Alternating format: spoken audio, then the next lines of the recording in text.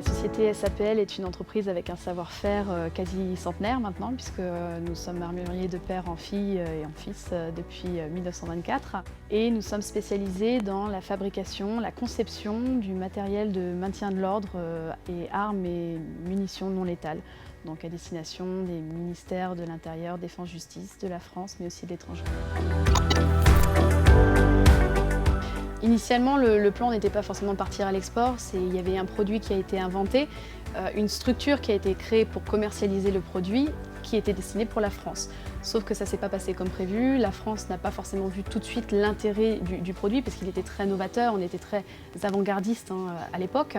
Donc lorsque la structure existe, il faut la faire vivre, donc on est parti à l'étranger pour aller chercher d'autres marchés.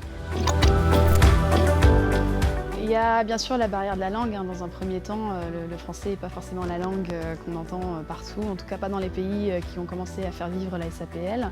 La barrière financière, forcément un petit peu, puisque l'export, il n'y a aucune garantie dans l'export. Ça peut être très risqué comme ça peut réussir au-delà de ce qu'on avait imaginé. Donc il faut faire très attention dans les cibles qu'on sélectionne, dans les moyens que l'on met à disposition pour atteindre ces cibles. Il y a des pays avec qui on travaille pendant un temps, ça va s'arrêter, puis ça va revenir. Donc aujourd'hui, notre but, c'est vraiment de retourner vers ces pays qui ont un jour apprécié les produits des SAPL, vraiment les fidéliser aux produits SAPL, avec tout ce qu'on est en train de mettre en place, des nouveaux produits, des nouveaux services. Et puis après, aller vers des terrains qui n'ont jamais été conquis encore, si je peux utiliser ce mot, comme l'Amérique latine ou l'Asie. C'est un accompagnement qui a vraiment été vraiment fantastique, dans le sens où on rencontre une seule personne déjà, donc on n'a pas besoin de répéter son histoire encore et encore ses besoins à différentes personnes.